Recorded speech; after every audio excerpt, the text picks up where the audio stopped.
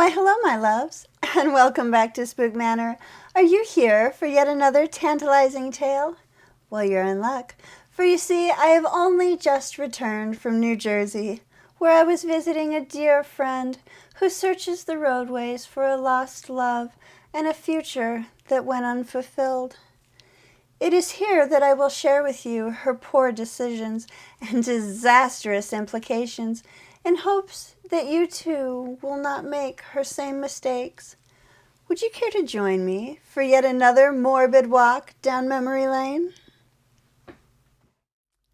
Annie was a typical American teenager in Totowa, New Jersey, with typical American dreams of graduating high school, getting married, and going off to college for a life that is happily ever after.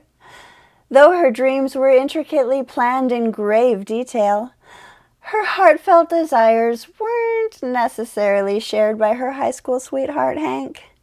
It seemed he only had one thing in mind, and a lifetime commitment was not it. As the end of the year was approaching, all anyone could talk about was the promenade dance, the glamorous dresses they would wear, and which charming crush they would go with.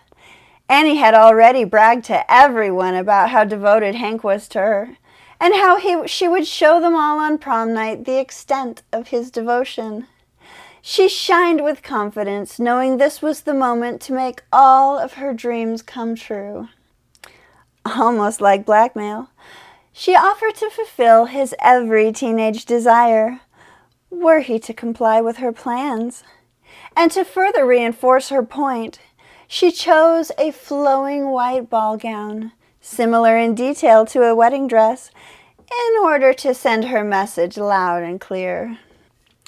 For you see, Annie was known to be a religious girl, and she was sworn to stay a virgin until marriage, or at least until she was engaged, and there would be no other way about it.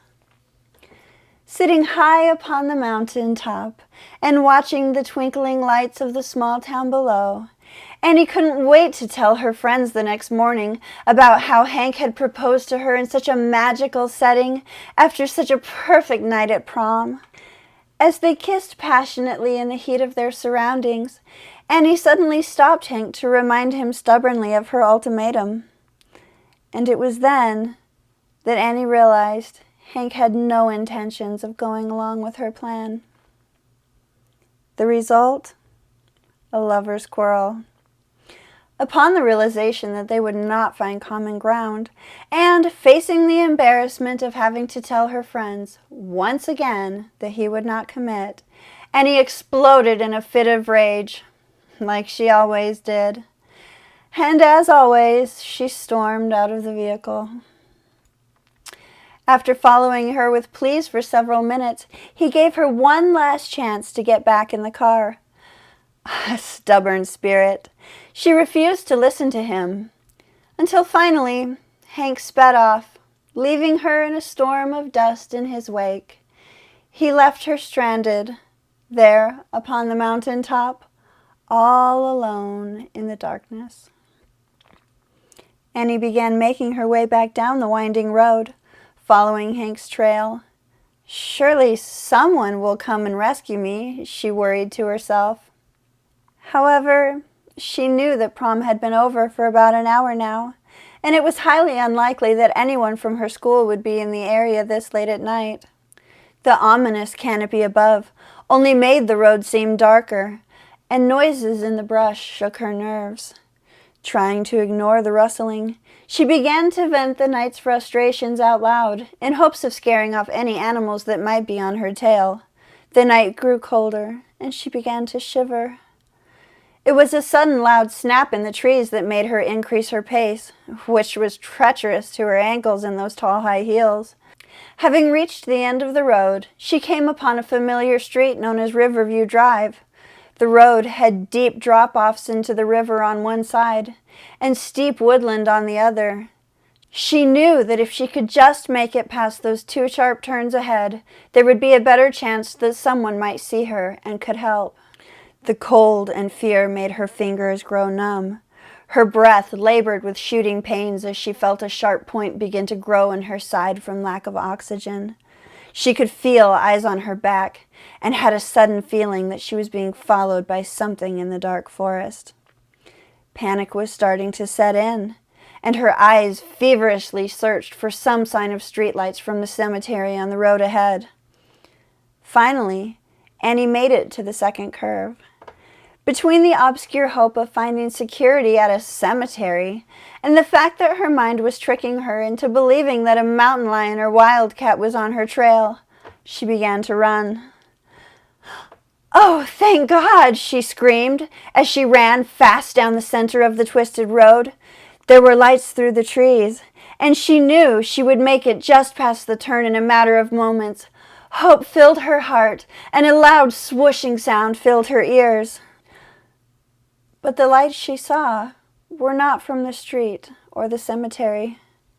Rather, they were headlights from a large truck speeding recklessly around the curve in her direction.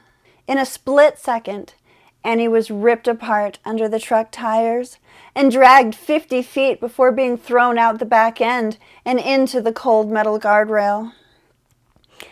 As quickly as she saw stars from the impact, Annie was back upon the mountaintop, sitting in the car with Hank, watching the small town lights twinkling below, in that perfect romantic setting she had relived so many times.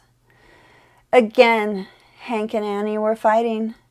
How dare he embarrass her again, without a proposal or promise of marriage?